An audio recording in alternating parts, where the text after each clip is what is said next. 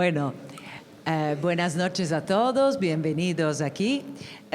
We will mix a little bit between Spanish, Catalan and English because we have Conf who came expressly from New York and Yale to participate to this exhibition, who has a great protagonist from him and the students we were looking after last semester.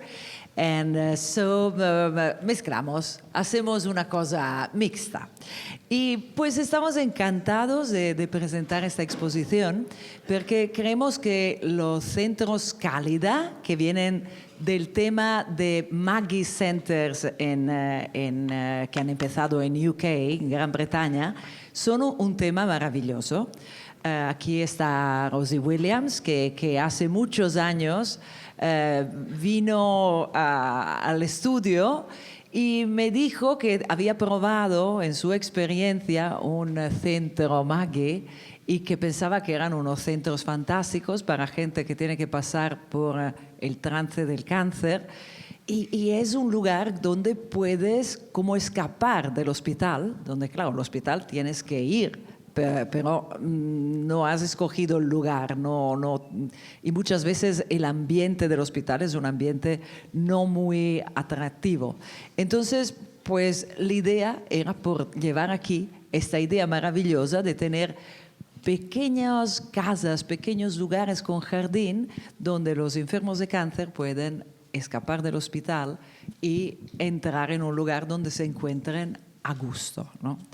And this, I think, is a fantastic idea, no? Having a center like the Maggie Center, because it's really also giving power to architecture. The quality of architecture also has a power on our feelings, on how we feel with ourselves and with our health.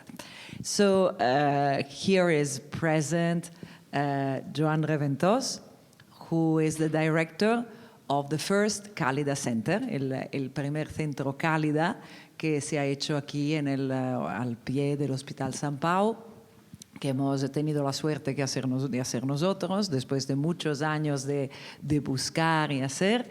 Y bueno, Joan siempre nos ha apoyado mucho en esta idea y en la idea de difundir la idea de Cálida en mucho más hospitales de Cataluña y de España. Entonces, cuando le hemos contado, le hemos dicho, queremos hacer un curso en Yale, donde se haga el próximo hospital Cálida en un hospital que sea el hospital realmente que necesita un Cálida, porque es un hospital enorme con bueno, unas infraestructuras un poco feas, la verdad, no muy atractivas. Entonces, pues Joan siempre nos ha apoyado muchísimo y nos ha estado detrás, como ahora en esta exposición, que realmente participa mirando todos los proyectos y viendo la potencialidad de todo. Y bueno, Can Bui Bui, le he presentado indirectamente. He's teaching, he's an architect and teaching in Yale. And last year, when they invited me in Yale, I was very lucky because he was next to me, helping me in this task of making a studio for the spring semester. So we came here in Barcelona, we had a trip in Catalonia, and we looked around so that the students, when they came back to Barcelona, to Yale, they had more idea of where they were going to do their project. And then we have Carolina Garcia, who is a wonderful architect and historian of architecture. She was always very next to us, to the studio, to our philosophy, and she makes incredible lessons, which I sometimes go and listen, and wonderful lessons on the history of architecture. But when she talks about Miralles and our studio, I'm always kind of surprised. No, she can surprise me. So So it's incredible. So I think we can maybe start to have a kind of conversation because I'm bored about talking too much, and maybe I will start with Can to have a kind of a question about what he would like to say about the giving to the students this theme and what was the influence that this could have also in the environment of the Yale School. Thank you, Bene, and thank you to having us here and inviting myself and Yale for the show, as well as thank you to Mariana and Valentina and everyone else who put the show together, because it's really beautiful. So it's funny, we think of school, often you finish a project and the projects die. Like, you move on, you go to the next class, you go to the next year, and it was nice to have the opportunity to give the projects a second life, to rebirth them in many ways that are different than a review in studio, but to share the breadth of the work and the range of responses to the different sites and responses to the different programmatic differences in the Maggie Centers. So it's wonderful to see them and have them here. As for the studios, I think it's funny, in the States, unfortunately, I feel like, your work and Henri's work, we don't teach them in schools as often. It's not in the lineage of dialogue that we talk about.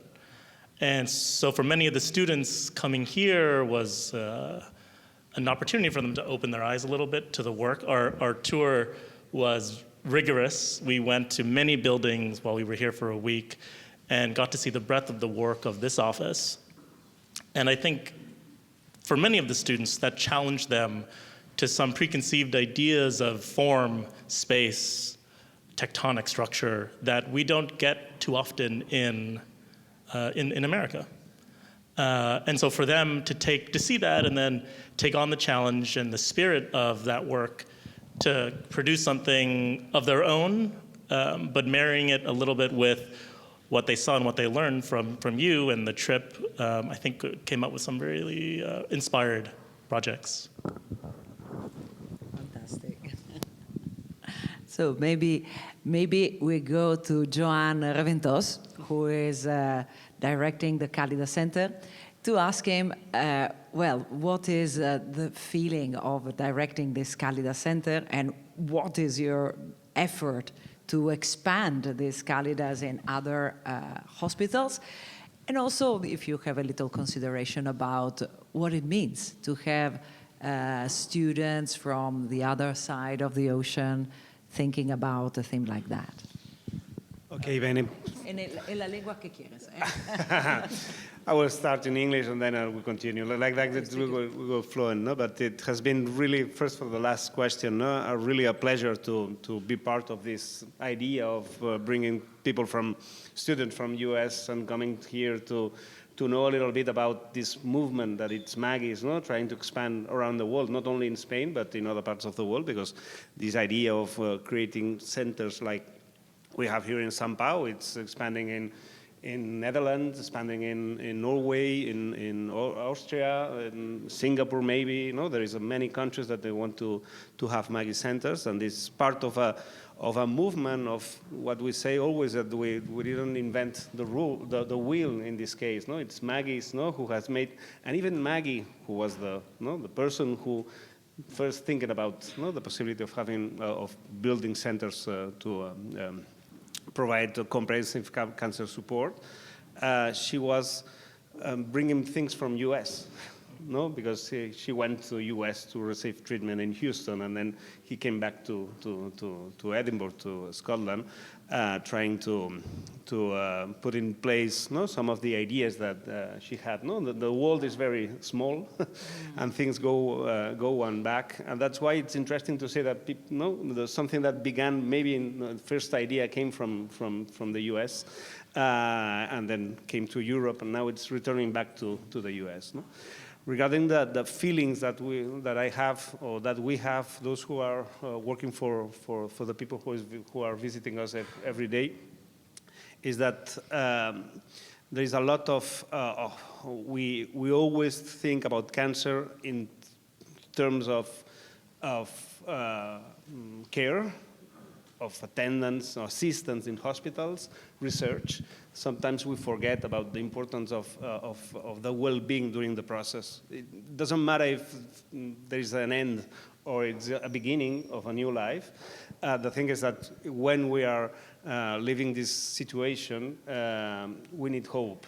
And those type of buildings provide you the hope to continue, not a fight, because it's always very hard for the people who are living this situation, even it's carers or people with cancer, that we stress them with the fact that they have to fight against the cancer. Maybe you cannot fight against cancer because maybe you will die about it.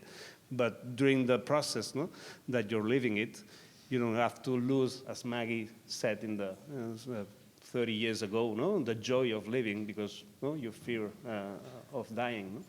And that's why it's so important that people can find spaces where they can, how to say it, express their ideas, their feelings, their sensations without any prejudice, without having this. And regarding the idea of expanding, well, we are quite ambitious with that. We want we would like to make the similar thing that Maggie has done in UK, that in Scotland 100% of the cancer centers have a Maggie center on the grounds. In England, 50% more or less in this moment, but they are growing, they're expanding the network. Well, here in Spain and Wales, I think 100% of the hospitals in Wales have a Maggie center. The idea is that almost all the population with cancer can have the opportunity to receive this comprehensive cancer support near the hospital. And in Catalonia, we have the opportunity now to build a new center. You can see it behind this exhibition, the Granollers Center, who will be it's been designed by Martínez La Peña y Torres. It's in Granollers. This is the next step for us. It's an important center because it will provide support to what we call here the C17, the highway who connects from Ripoll to Barcelona. It's a challenge because it's not in Barcelona, and it's easier to fundraise money for Barcelona than for other parts of the country. But it's very important to be there, because it's quite the inhabitants are really very very important. They have many times to come to Barcelona to receive this comprehensive cancer support that we are providing. And the other thing is Vall d'Hebron. For us, it's a dream to have a center there. It should be one of the biggest centers in Europe if finally it happens. We have an opportunity now. We have been talking with the City Council, with Architect and Cap, urbanism of the municipality, and we have an opportunity, but it will be complex to the legal framework to establish a center there. That's why the opportunity of continuing the conversation with Vall d'Hebron, thanks to the presence of the students of Yale, has been very important to maintain our collaboration with this hospital, that it's massive, as you have seen when you visit it. And, well, we'll stop my conversation because I'm not. No, it's beautiful. I think it's really a very important project. If finally we can do it, because it will be 1,000 square meters of center, because there is 10,000 new diagnoses per year in this hospital. This is one of the hugest hospitals of Europe in terms of new diagnoses, and there is a lot of people coming from abroad, from other parts of the country, from not only Catalonia but in the rest of Spain, coming to receive advanced treatments, and different type of new treatments that they are providing there, because it's a very it's the only European CCC. It's a comprehensive cancer center of Spain. And really, we have in our board one of Dr. Tabernero, one of the main oncologists of this country, and always said that one of the needs that they have is to have this complementary support that we offer in Canada. Thank you very much for that. Fantastic, Joan.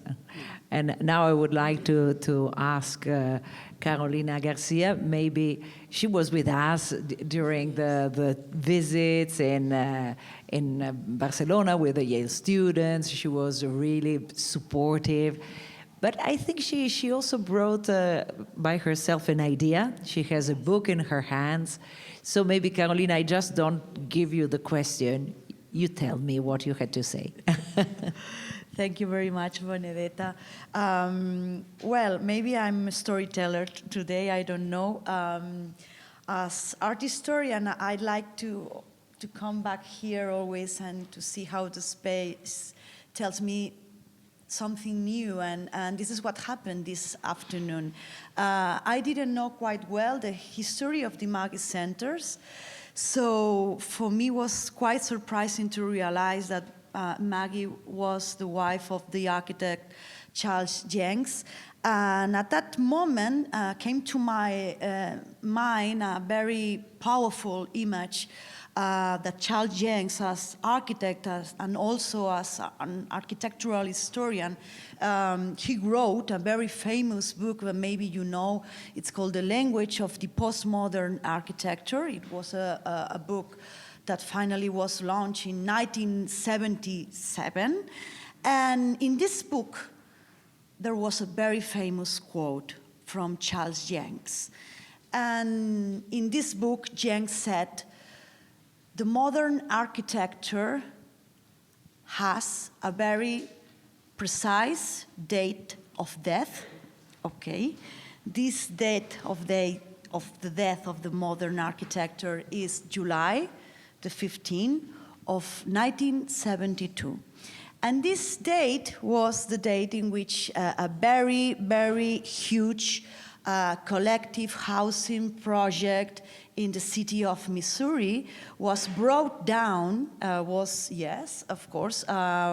like the collapse of modern architecture. Modern architecture understood as the box, the closed box, this Hilbersheimer idea of illimited cities, always repeating the same, like closed box, this serious architecture that has no end.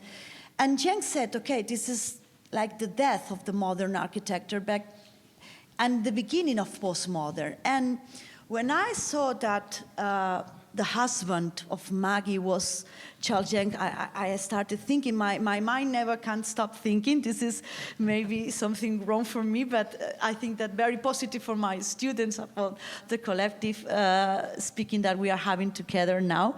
Because I remember that Enrique Miralles started studying architecture only 3 months later in the School of Architecture in Barcelona in September 1972. So I don't believe in coincidence. I always believe in the magical synchronicity of history and facts that happen and comes to our mind to express like, okay, Enrique Miralles started maybe architecture because the death of modern architecture was in all minds, in this collective imaginary of a whole new generation of students that started studying architecture in the Barcelona School of Architecture. And for me, this is very inspiring to see that maybe one thing ends, another thing can immediately start. And of course, the architecture that this studio does has nothing to do with modern architecture. It's like closing this episode with a very radical manifesto of built architecture. This is the first idea that came to my mind when I entered to this space. And the other, I have to admit, that was prepared. It was not improvised like this one I told to you immediately, but it was a little bit prepared because 1 year ago I had the opportunity to interview also Professor Boris Kreuz, who is also suffering from cancer. And due to the perverse response of the American institution to this disease, he decided to write this book. I recommend to all of you here. It's written in English and also in Spanish. We have this translation.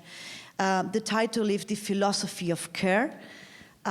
It's a very small but inspiring book in 12 chapters. It's like a promenade through the main episodes in the philosophy of our Western culture, trying to analyze what the word care, and most of all the verb to taking care, means, from Plato until nowadays. And there is an illuminating chapter that I want to share with you, because it's the chapter in which Professor Groys compares the space of a hospital with the space of a museum. Because you know that Professor Groys also is a curator. He has done many exhibitions in Madrid, in Fundación Juan Marc, about the Russian avant-garde and the tradition of the Russian avant-garde until nowadays, okay? So this metaphor of imagining the hospital where our physical bodies remain, but we are trying to construct our symbolic meanings, compared with a museum where also we have physical devices, we have physical tools, but also we are trying to construct a symbolic meaning of the world. And taking care of something is also curating something. And I'd like to unravel and to unfold this idea here, because I see many manual work here, a very well-curated exhibition. And also this is like the extension, this natural extension of bringing the course to a final natural ending. So curating this exhibition, I think it's like the extension of this space which is dealing with the concept of taking care. I recommend you to read Boris Groys because it's illuminating, and also I recommend you to go also to Heidegger, which is one of these chapters, many important one, which is called Sein und Zeit, being in time, and what does it mean being in time suffering, and how can we manage to deal with this suffering in our daily routine, because we are physical bodies, and Boris Groys thinks about the symbolic construction also of our bodies. And here it is a very powerful reflection that marked me so deeply and profoundly. Said, okay, you can die. Your body can return to earth, like in the myth of Kura.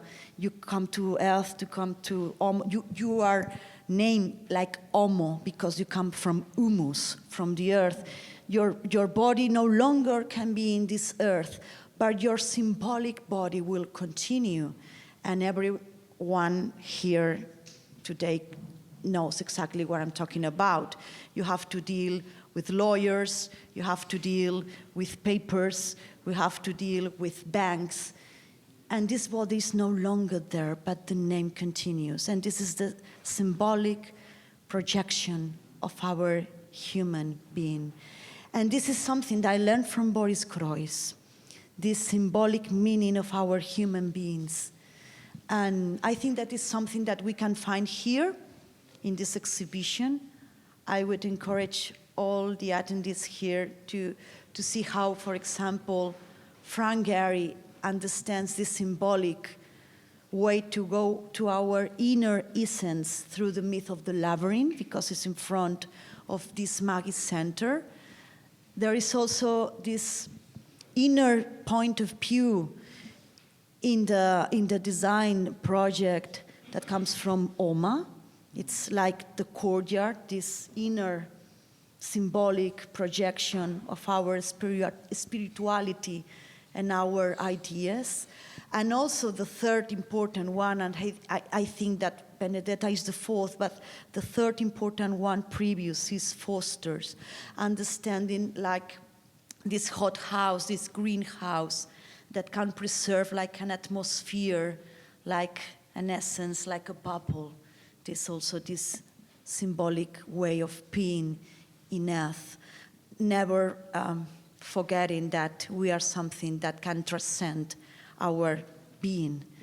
And this is something I learned from this book, and I could also experience today visiting the exhibition, and I think that this is the most important gift that I can receive from this invitation. So thank you very much. Fantastic, Carolina. This is really a fantastic present from you. But I don't know, maybe we can go a little more on. I don't know, Kan, if you would like to, maybe we can, the exhibition we didn't explain a little bit, but maybe you can explain a little bit the student, how they approached, and the projects that we have here, more or less what they are giving, because we know it, but I think it's important to give an explanation. Yeah, I think I would love to point out the fact of this idea of this symbolic projection of I haven't read this book in particular, but of the Maggie Center as, you know, these sister buildings on hospital grounds that give a projection of a welcome entry, of a space without judgment, as you pointed out, Joanne. And I think it's important to think of the context of these buildings in the hospital grounds, where any other building that you're entering into, you're immediately faced with bureaucracy. Right? Reception desks, computer logins, all this other stuff. And as a cancer patient, that's probably the last thing that you want to kind of confront as you're dealing with this diagnosis. The challenge of all of these projects and the Maggie Center and the Capitalitat as a pedagogy is to make a building in the midst of all of this bureaucracy, these little nuggets, these gems that project a sense of entry and welcome through their architecture, right? There's something very beautiful in the way Maggie set up this foundation to hire incredibly talented architects in, you know, stages of their careers where they're more established, to give them the opportunity to make architecture project all of these kind of symbolic virtues of care, of community, of space that you know, doesn't come with prejudice. And I think for the students, their opportunity was unique insofar that, you know, in many studios, they're doing larger buildings or buildings with very difficult theoretical backgrounds. In our particular studio, we gave them literally the Maggie's brief, which is 5-6 pages long, which is very rare for an architecture brief. The program is very simple, the demands are very vague, and it gives the opportunity to the architects and the designers and their teams to come up with a solution that satisfies these, you know, vague demands in a way that meets their architectural vision, their versions of care and their versions of a welcome spirit. And for architects, I think it's a unique opportunity. Bennett, you can probably speak to that better than I can. But for students, it's a wildly interesting problem to solve for one semester. And you'll see that each one of them took on that opportunity, I think, very kind of heads-on, with a tactility of material, a lightness of touch and air, you know, spatial planning that feels open and intimate in a domestic way that doesn't feel like the hospital grounds that, you know, the hospital buildings on the grounds that surround them. For the studio in particular, so, you know, we had the Val d'Hebron site. The students were allowed to pick their own particular area in the hospital grounds. For them, that dealt a lot with analyzing the hospital and their circulation. But in addition to that, it's kind of like what philosophical approach that they believed the landscape and the site should have to their buildings. So in many cases, they chose difficult sites. in others, underused sites or readapted sites, and then in others in the mountains, right? And so each building, each solution to the problem was a building that situated itself in the landscape in a way that spoke to their core belief. And I think that was maybe the key, the key kernel from which their projects would kind of flourish and spread out. So I think if you go around, I think the site becomes a particular interesting kind of way to enter into each of the projects. It's fantastic. It's a very, very nice explanation. And for Joanne, maybe also, would you like maybe to extend this experience with students in other possibilities, maybe also in Catalonia or somewhere else?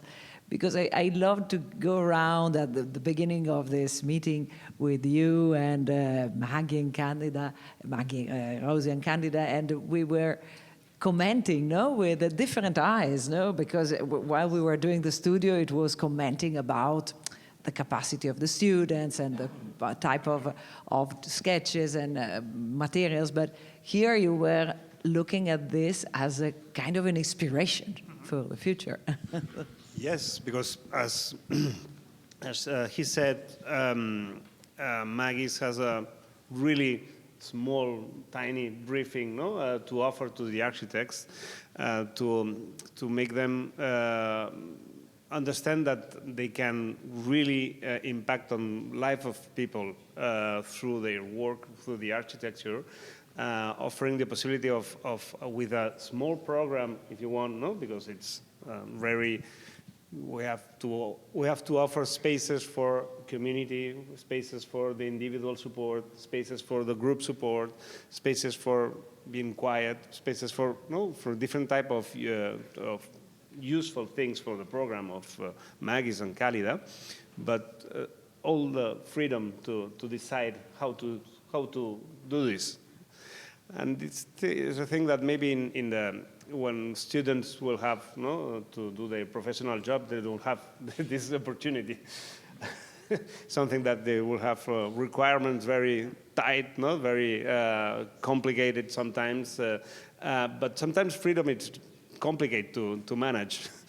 And this is very inspiring for young architects that they can use their creativity and use it for spaces that have a human scale.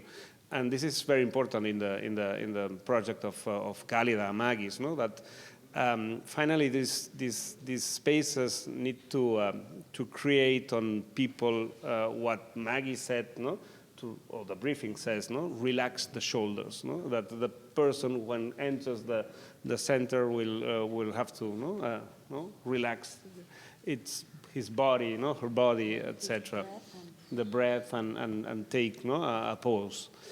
And I would say that many of those projects provide me this idea of a space, and specifically when you see, you go to Vall-d'Hebron and you walk, I've done it, and you walk around the hospital, you see that it's a massive body of different type of extremities. Modern architecture. Modern, yes. No, but what happens? Or not architecture.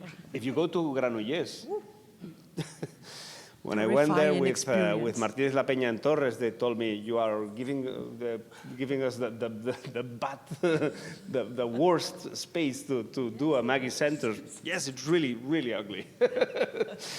But the chances that when you do something in a very ugly environment, this is whatever you do, it will be better than what is there. It's easy. But I would say that there are really interesting solutions in all these projects. And there's one thing, the light comes on all of them. And this is something that happens in Cálida, São Paulo. Today we have been discussing with professionals who work on bereavement processes. And they said, wow, this light, in Cálida, São Paulo, it was fantastic to see them understanding that the light, and many of these projects are trying to catch the light. Sometimes in Spain and in Barcelona, Mediterranean countries, it's complicated, the light, but it's so important in our process of being accompanying people. Maybe to finish a little bit with Carolina, and then we will open to questions if someone would like. How do you think architecture can contribute to care? No? Because I think this is a point. No, it's That's a point, good Benedetta. architects are called to design the Magis, and Calida is adopting this, which is a fantastic idea. So, what do you comment about that? Yes, it's complicated, but it's fascinating because in this series of Maggie Center, I left yours for the last one because I wanted to talk specifically of what I see in Calida Center, São Paulo, that gives sense of a space understood as a way of taking care of someone. And I think that in Calida, São Paulo, what is in fact conducting all the project, it's what I see as an art historian, as an architectural historian, is the metaphor of the tapestry. So what does it mean to be weaving something with your hands? This physical condition that Calida has, I think it's a physical condition that all the Calidas and Magis centers should have, because the tectonic, you said, in America is quite forgot. It's like oublié term. No one talks about the tectonics of things, but I refer to tectonic not to the aesthetic of the center, which is, in fact, talking about aesthetics has no sense. I refer to the human component of crafting and weaving and making sense of a wall that can become, for example, of a curtain that light crosses and draws, like, a calligraphy, for example, of light on the ground. So for me, Calida represents the metaphor of the first house of man on earth, like the tapestry. Adolf Loos used this metaphor, this powerful metaphor when he wanted to define what architecture was. It put a tapestry in the middle of a space, and you will create architecture. And I think that this sense of Kotzi, image of a tapestry creating and delimiting like a secret in the sense of a spiritual place, but also this tapestry that can create an entire wall and then create a roof. And I think what is hidden in São Paulo is this profound sense of crafting, molding, shaping like architects with our hands, like, for example, the metaphor, also beautiful metaphor of Ulysses and Penelope weaving this tapestry, waiting for the hero coming back to home. So we were in front of this disease also. We are hoping maybe the hero is this final fighting that comes to an end. And the tapestry, I think it's hidden in Calida. And also the sense of light, how you can see it in all the projects. All the projects are dealing with the way in which light comes in. And this is also a very powerful image of a symbolic meaning of what the Magis centers want to offer against bureaucracy, against everything, against this symbolic way of managing the disease that has nothing to do with what, in fact, someone needs. So for me, it's the tapestry. It's a very Rilkeanian. Rilke is my poet, and Rilke says in the Fifth Elegy that finally, when you find the tapestry, here is when architecture comes from the origin. So I would like to end with these powerful images from Rilke and poetry, from La Alfombra. Yes. Fantastic. So we just, if someone would like to have a question, we are open, or maybe we can have questions while we open the little buffet and we go around and visit And the we share. exhibition. Yes. So we, we Any question? I see some students also from the staff, some colleagues also from the staff, so there is a Very possibility to make questions. no one has a question? Very shy. No?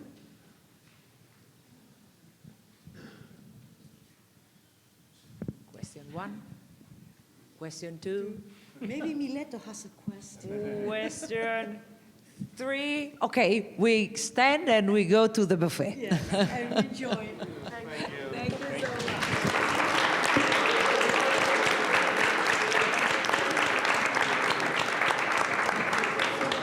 Hola, Mileto.